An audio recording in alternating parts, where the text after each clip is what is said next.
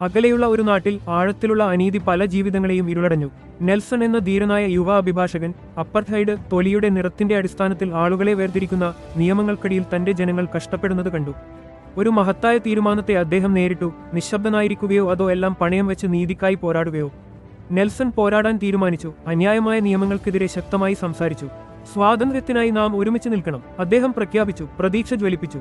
അദ്ദേഹത്തിന്റെ വാക്കുകൾ അധികാരികളിൽ കോപവും ഉണ്ടാക്കി. അദ്ദേഹത്തെ ഉടൻ അറസ്റ്റ് ചെയ്യുകയും ദീർഘകാല തടവിന് ശിക്ഷിക്കുകയും ചെയ്തു. ഈ ലക്ഷ്യത്തിനായി മരിക്കാൻ ഞാൻ തയ്യാറാണ്, അദ്ദേഹം ധീരമായി പ്രസ്താവിച്ചു. തന്റെ തിരഞ്ഞെടുപ്പ് വ്യക്തിപരമായ സ്വാതന്ത്ര്യം ത്യജിക്കുക എന്നതാണെന്ന് അംഗീകരിച്ചു. അനേകം വർഷങ്ങളായി അദ്ദേഹം ഒരു ചെറിയ ഒറ്റപ്പെട്ട ജയിൽ സെല്ലിൽ സഹിച്ചു. ഓരോ ദിവസവും അദ്ദേഹത്തിന്റെ ദൃഢനിശ്ചയം പരീക്ഷിക്കപ്പെട്ടു. സംശയങ്ങൾ ഉയർന്നുവന്നിരിക്കാം. എന്നിട്ടും നീതിയുള്ള ഒരു ലോകത്തെക്കുറിച്ചുള്ള തന്റെ സ്വപ്നത്തിൽ നിന്ന് അദ്ദേഹം ഒരിക്കലും വ്യതിചലിച്ചില്ല. ജയിൽ മതിലുകൾക്ക് പിന്നിൽ നിന്ന് പോലും മറ്റുള്ളവരെ പ്രചോദിപ്പിച്ചു.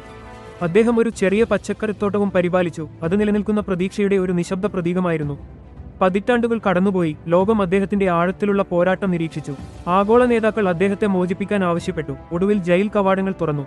നെൽസൺ പ്രായമായെങ്കിലും ശക്തി പ്രസരിപ്പിച്ച് ഒരു രാജ്യത്തിന്റെ ആത്മാർത്ഥമായ ആഹ്ലാദങ്ങൾക്കിടയിൽ പുറത്തുവന്നു.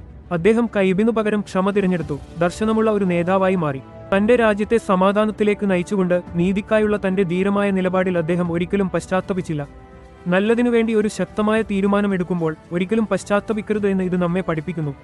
നെൽസൺ മണ്ടേലയുടെ യാത്ര നിങ്ങളെ പ്രചോദിപ്പിച്ചെങ്കിൽ കൂടുതൽ ഇതിഹാസ കഥകൾക്കായി മലയാളം റിപ്പോർട്ട് സബ്സ്ക്രൈബ് ചെയ്യുക. നിങ്ങൾ ഈ പാഠം പ്രയോഗിക്കുമെങ്കിൽ ലൈക്ക് ചെയ്യുക. അടുത്തതായി ഏത് പ്രശസ്ത കഥ പങ്കിടണമെന്ന് കമന്റ് ചെയ്യുക.